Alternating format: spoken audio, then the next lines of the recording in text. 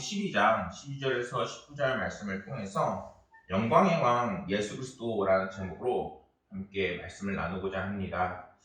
오늘은 이제 사순절 첫째 주가 되는 날입니다. 이제 오늘을 포함해서 앞으로 이제 오늘을 제외하고는 5주가 남았죠. 5주가 난 다음에는 이제 수요일이 지나고 이제 부활절 주일이 이제 다가오게 되는 것입니다.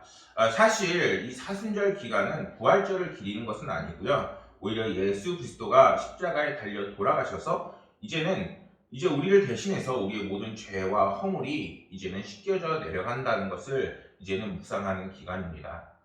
그런 만큼 정말 예수 그리스도의 그 가치와 그리고 예수님에 대한 그 사랑이 왜 우리에게 중요한지를 분명히 깨달아야 하는 시간이 돼야 하는 것입니다. 본질의 가치는 변하지 않는다라는 글을 보게 되었습니다. 어느 교수가 강의 도중에 5만원권 지폐를 보여주면서 말을 했습니다. 이 지폐를 갖고 싶은 사람 손을 들어보세요. 이렇게 이야기를 합니다. 5만원권 지폐를 이렇게 들었을 때 누가 손을 안 들겠어요. 뭐 만원도 아니고 무려 5만원인데. 학생들이 무슨 일인가 의아하면서 모두 손을 들었습니다. 그러자 교수는 그 지폐를 갑자기 콱 쥐더니 구기면서 이렇게 말을 합니다. 이 구겨진 지폐를 갖고 싶은 사람 손 들어보세요. 다시 이렇게 이야기를 하는 것입니다. 이번에도 모든 학생들이 손을 들었습니다. 교수가 이번에는 구겨진 지폐를 바닥에 휙 하고 던지더니 이제는 먼지까지 묻은 지폐를 들고 다시 학생들에게 외칩니다. 이 먼지까지 묻은 지폐를 갖고 싶은 사람 손 들어보세요. 그러니까 대부분의 학생들이 손을 들었습니다. 그걸 본 교수가 이렇게 이야기합니다. 제가 지폐를 구기고 바닥에 던져 더럽게 했어도 여러분의 생각하는 그 가치가 달라지지 않습니다. 나라는 존재의 가치도 마찬가지입니다. 비록 구겨지고 더러워진 나일지라도 그 가치는 전혀 다르지 않고 소중한 것입니다. 라는 글을 보게 되었습니다.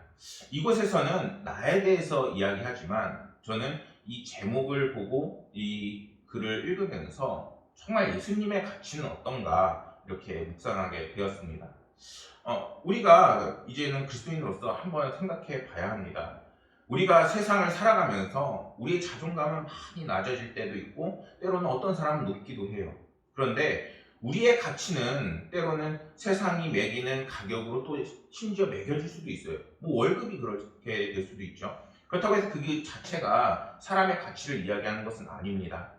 하지만 분명한 것은 우리를 천금보다 귀하다고 여기시고 이 세상 어느 누구보다도 우리를 가장 소중하다고 말씀하시는 분이 계시니 그분이 하나님이시요 예수 그리스도이신 것입니다.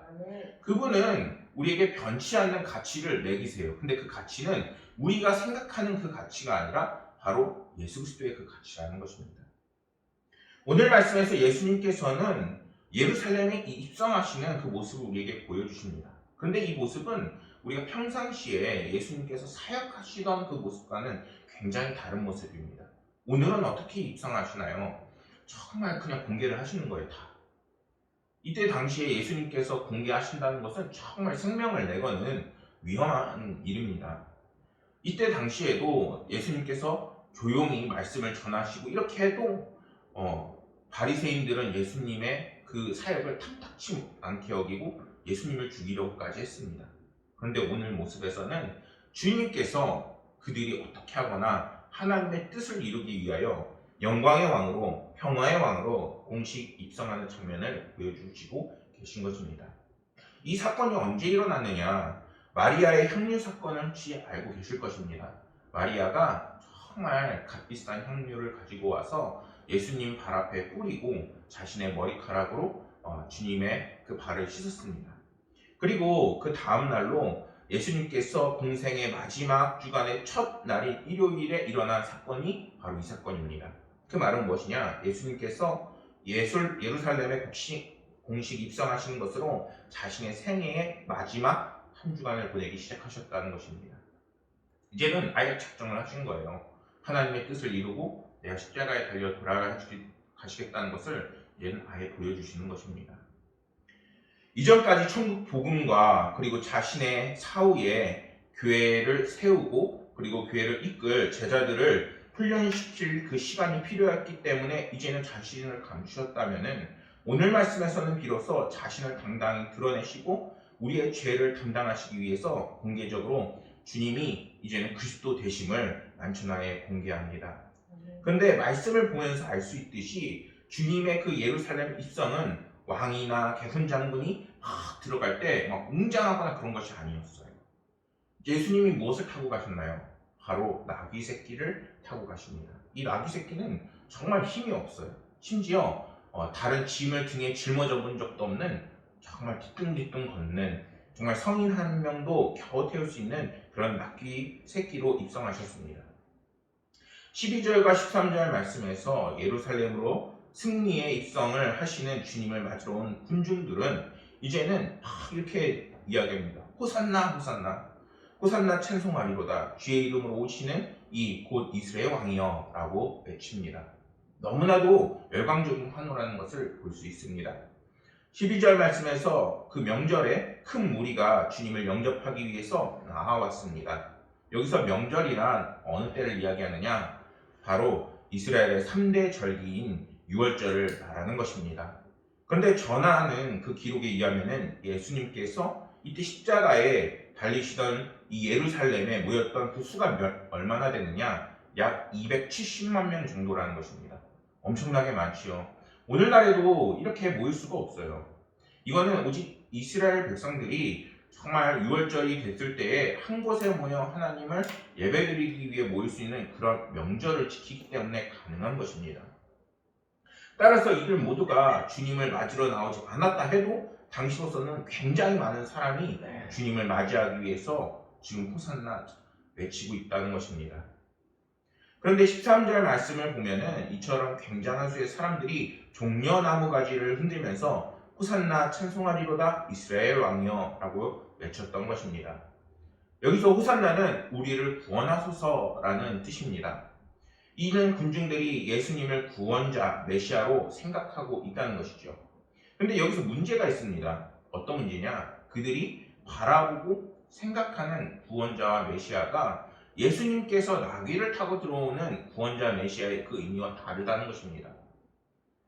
이스라엘로서는 로마에서 자신들을 구원하고 그리고 정치적인 메시아를 생각했다면 주님께서는 이러한 그들 앞에 화려한 병거나 준말을 타고 호령하는 모습이 아니라 작은 나귀 새끼를 타고 들어오신 것입니다. 그리고 그러한 겸손의 모습을 잃지 않으시고 끝까지 어떻게 하시나요? 묵묵히 자신의 십자가를 지시고 십자가에 달려 돌아가시게 되는 것입니다. 그렇게 겸손의 왕, 평화의 왕의 그 모습을 보여주시게 되는 것입니다. 우리는 이러한 주님의 그 겸손하고 견고한 모습을 늘 잊지 말아야 합니다. 왜냐? 세상에서는 정말 다른 생각을 갖고 우리와 만나는 여러 사람들이 있기 때문인 것입니다. 그 속에서 우리들도 세상 사람들처럼 그냥 똑같이 돈을 벌고 똑같이 생활을 하고 똑같이 공부를 하기를 원하는데 실제로 하나님께서 그것을 원하시나요? 그렇지 않아요. 그리스도인들은 공부를 하고 뭔가 일을 하고 또한 수익이 있을 때에 하나님의 나라를 위해서 또한 영혼구원을 위해서 때로는 정말 선이 되고 복이 되는 그 길로 가라고 하나님께서는 반드시 말씀하십니다. 그럴 때 우리가 어떻게 그 모든 상황 속에서 유혹을 뿌리치고 주님을 바라볼 수 있을까요? 그거는 오늘 말씀 속에서 세상이 아무리 그렇게 얘기해도 정말 자신의 십자가를 가지고 달려 돌아가시려 정말 그 하나님의 뜻을 이루시려 나아가는 주님의 이러한 모습을 우리가 간직해야 한다는 것입니다. 오늘날 코로나 바이러스와 삶의 다양한 문제와 환란들로 이제는 거기에 영향을 받아 믿음을 저버리는 영혼들이 많이 있습니다. 근데 그들이 비판받을 것이 아니라 그들 마음속에 이제는 이러한 예수 그리스도의 그 모형과 마음과 그런 결단들이 들어가 있어야 한다는 것입니다.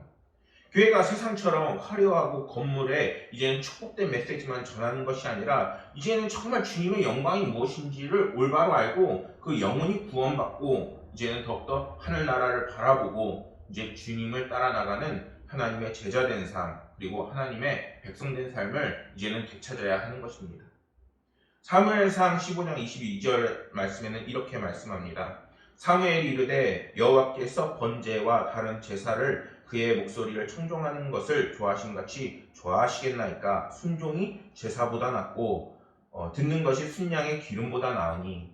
주님께서는 이제 나의 말을 청종하라. 이제는 내가 뭐라 말했는지 기억하라. 그리고 이제는 그 말씀을 따라 살라 라고 분명히 말씀합니다.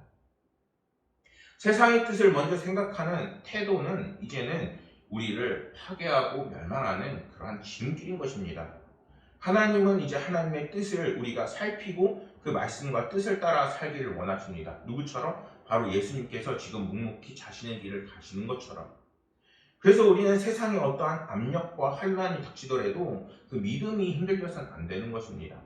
그리고 이제는 더욱더 우리를 위해 사랑을 그 꽃피우셨던 예수 그리스도를 바라볼 수 있어야겠습니다. 아마 이러한 주님을 위한 고집을 우리가 꺾지 않을 때 세상이 볼 때는 어떻게 보면은 우리가 어리석고 또 패배한 것 같은 그러한 세상의 시선이 있을 수도 있습니다. 그러나 우리가 그 상황 속에서도 잊지 말아야 할 것은 우리를 위해 나귀 새끼를 타고 오신 예수 그리스도의 그 말씀을 이제는 청종하며 그 믿음을 지킬 때에 하나님께서는 우리 역시 주님의 영광에 참여한 자들로 반드시 이끄실 것이라는 것입니다. 예수 그리스도는 어떤 분입니까? 바로 하나님의 아들이요 하나님 그 자체이신 분이십니다. 그분이 무엇을 타고 오시냐면은 지금 나귀 새끼를 타고 오고 계십니다.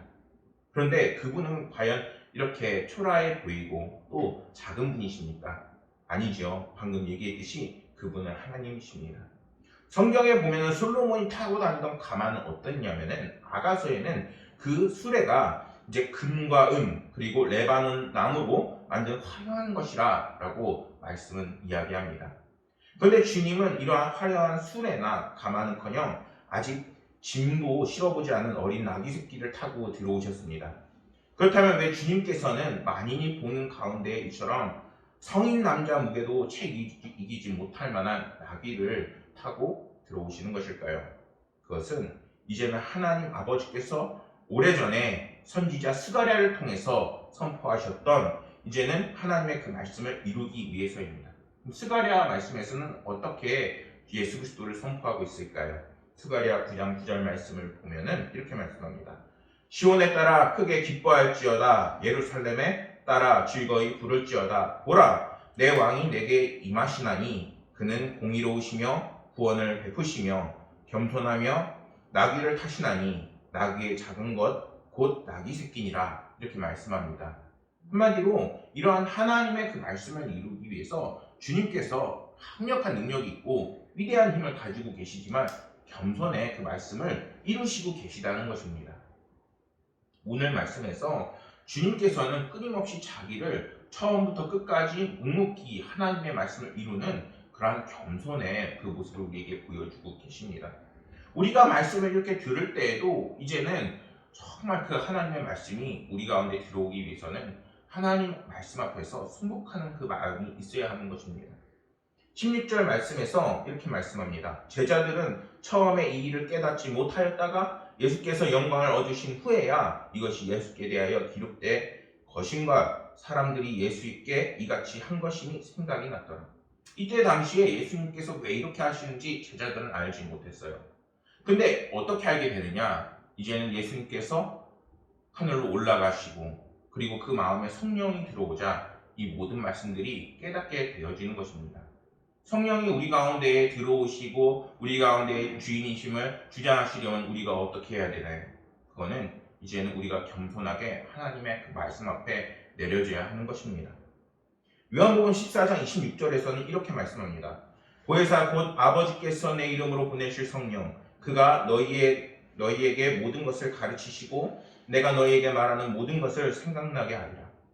이것은 이제는 하나님의 말씀을 볼 때에 그것을 깨달아지게 하고 이제는 우리를 받아들이게 하는 것은 뭔가 내가 성경책을 지식적으로 보는 것이 아니라 이제는 하나님을 만나고 그리고 이러한 예수 그리스도를 내 마음에 품고 이제는 성령님께서 도와주실 때에 말씀의 그 깊이가 깊어지고 그리고 그 삶이 이제는 성령의 이끄심을 받아 주님의 이러한 정말 이해되지 않던 그 모든 것들이 이해되어져 가게 되는 것입니다. 오늘날 다양한 책들이 존재하고 신앙 서적도 존재하고 우리의 삶을 나아가는 해설서도 존재해요. 자기계발서가 그렇잖아요. 그런데 우리의 삶을 진짜 그렇게 내가 한다고 해서 그게 진행이 되나요? 잘 안 돼요. 내가 계획하고 내가 노력하지만 실제로 그것을 이끄시고 함께 하실 수 있는 분은 오직 주님밖에 없게 되는 것입니다. 그럼 우리는 어떻게 해야 되나요? 주님, 나를 이끄소서. 주님의 그 모습을 잊지 않게 하시고 그리고 주님의 영광에 참여한 자가 되게 하소서 하는 이러한 겸손과 주님 앞에 우리의 모든 것을 내려놓는 자세가 필요하게 되는 것입니다. 우리는 주님의 그 말씀 앞에 교만하지도 낙심하지도 말고 오직 겸손한 마음으로 주님의 그 진리와 그 신비를 이제는 체험하는 삶이 되어야 하는 것입니다. 그리고 그럴 때 조금씩 이제는 주님께서 우리 가운데에 빛으로 또는 우리 가운데의 말씀과 진리로 역사하시게 될 것입니다. 그러한 놀라운 역사가 여러분들 삶 가운데 이루어지길 소망합니다. 18절 말씀에서 이에 우리가 예수를 맞음은 이 표적 행하심을 들었음이로라 이렇게 말씀합니다. 여기서 표적은 17절 말씀에서 나오는 나사로를 죽은 자 가운데서 살리신 것을 의미하는 것입니다. 그 말은 무리들은 예수님께서 죽었던 나사로를 다시 살리신 이적 그리고 그분이 메시아 되심을 표현하는 다양한 치유의 사역들을 바라보고 예수님을 믿었다는 것입니다. 사실 저만 해도 그럴 것 같아요. 예수님께서 이 땅에 오셔서 만약에 내 곁에 계시다고 하면은 당신이 어떻게 예수님이십니까? 바로 알아보지 못할 수도 있을 것 같아요. 근데 만약에 예수님께서 치유해 주시고 회복시켜 주시고 그리고 만약에 다양한 이적을 보여주신다면 굉장히 놀랍고 믿어질 것 같습니다. 사람들은 그런 것들을 바라봤다는 거예요. 그런데 성경이 말하는 진짜 큰 믿음은 무엇입니까? 그것은 이제는 말씀을 믿는 것입니다. 그 말씀을 따라 사는 것입니다. 왜냐? 말씀은 무엇입니까? 예수 그리스도시요 말씀이 육신이 되어진 그분이 예수 그리스도이기 때문입니다. 이제는 그 기적을 바라보고 믿는 것이 아니라 정말 하나님의 그 말씀을 믿고 나아가는 하나님의 백성들이 되어야 한다는 것입니다. 요한복음 19장 6절에서는 이렇게 말씀합니다. 대제사장들과 아랫 사람들이 예수를 보고 소리질러 이르되 십자가에 못 박으소서 십자가에 못 박으소서 하는지라 빌라도가 이르되 너희가 친히 데려다가 십자가에 못 박으라 나는 그에게서 죄를 찾지 못하였노라 이러한 말씀이 있습니다. 무슨 말입니까? 사람들이 호산나 다윗의 자손 예수가 이렇게 찬양하다가 이제는 돌아서서 주님께서 우리를 구하러 온 정치적인 메시아가 아니라는 생각이 들자 주님을 배반하는 것입니다. 주님은 어떤 분이신가요? 영광의 왕이요 평화의 왕이요 겸손의 왕입니다. 그분이 담당하신 것은 우리의 죄를 담당하시는 것이지 뭔가 우리가 더 잘 먹고 잘 살기 위해서 그러한 것들을 담당하시지 않는 것입니다. 물론 그러한 것들도 주님께서는 도와주실 수 있어요. 근데 주님께서 가장 우리에게 도와주시는 것은 정말 우리의 모든 문제의 근본이 되는 죄를 해결해 주시는 것입니다. 예수님께서 이제는 우리의 모든 것들을 그 죄의 기초에서 모든 것을 해방시키십니다. 정말 내가 힘들고 어렵다는 것은 이제는 그 근본에 그 문제가 있는 것인데 그 근본의 문제가 죄에 있는 것입니다. 국민일보에서 이루어질까요? 라는 글을 보게 되었습니다. 전도사로서 사역하면서 중학교 2학년 여학생을 처음 만나게 된 전도사의 이야기입니다. 그 아이는 꿈이 많았습니다. 저는 그 아이에게 기도를 가르쳐 줬습니다. 아이는 기도하면 이루어질까요? 라고 질문을 했습니다. 저는 기도하면서 하나님이 듣고 이루어주셔 라는 말만 되풀이했습니다. 그렇지만 저도 가끔은 이루어질까? 하는 생각이 들 때가 있습니다. 그러나 당시에는 막연했던 그 아이의 기도가 응답이 되는 것을 보고 있습니다. 아이는 책을 출판하는 작가가 됐고 자신의 그림으로 제품을 만들며 주님이 기도했던 것을 다 이루어주셨다고 고백을 했습니다. 그 아이의 고백은 이제는 은혜를 받은 것입니다. 예수님은 불의한 재판관의 그 비유를 통해서 우리에게도 기도를 포기하지 말라 말씀하십니다. 하지만 기도를 포기하는 사람이 너무나도 많다는 사실을 알게 됩니다. 사람들은 수많은 이유로 중도의 기도를 멈춥니다. 하지만 이것을 기억해야 합니다. 믿음은 기도가 이루어질 때까지 하는 것입니다. 이루어질까요? 하고 질문하는 것이 아니라 주 예수 그리스도의 이름으로 우리의 기도는 이루어진다는 확신을 갖고 기도해야 하는 것입니다. 사랑하는 여러분, 우리의 신앙을 이제는 주님의 그 사랑에 기초하길 소망합니다. 오늘 예수 그리스도가 드러내시면서 우리에게 보여주시는 그 모습은 이제는 나의 사랑이 이렇고 그리고 그 사랑 안에 너희들의 그 믿음을 세우라는 것입니다. 그리고 나의 마음속에 진정한 예수 그리스도의 사랑이 담길 때에 이제는 우리 역시 이 세상을 이길 수 있는 강력한 힘과 능력을 체험하게 되는 것입니다. 이제는 겸손히 주님 앞에 우리의 모든 것을 내려놓기를 소망합니다. 오늘 말씀을 통해서 우리가 이제는 헛된 믿음이 아니라 이제 진정한 예수님께서 우리의 무엇을 담당하러 오셨는지를 다시 한번 생각해보고 그리고 올바른 그 십자가의 신앙을 회복함으로 제자들처럼 그리고 이제는 하나님의 축복하는 사람들처럼 더욱더 예수 그리스도의 구원과 생명과 그 은혜를 누리시는 모든 성도님들이 되시기를 소망하겠습니다. 기도하겠습니다. 영광의 왕 예수 그리스도시여, 오늘은 주님께서 왜 정말 우리 가운데 오셨고 그리고 그분이 어떻게 사셨고 그리고 우리가 그분께 어떻게 나아가야 하는지를 함께 나누었습니다. 주님의 그 모습을 잃지 않도록 도와주시옵고 아버지 하나님께서 보여주신 그 모습대로 우리 역시 겸손히 하나님의 말씀에 귀 기울이며 나아가는 삶, 그리고 더욱더 예수님을 기념하는 삶이 되게 하여 주옵소서. 아버지 하나님, 우리의 연약한 믿음을 용서하여 주옵시고 이제는 주님의 그 사랑에 기초한 그 믿음을 회복시켜 주옵소서. 이에 떠나간 모든 영혼들 정말 그 사랑의 중심에 주님이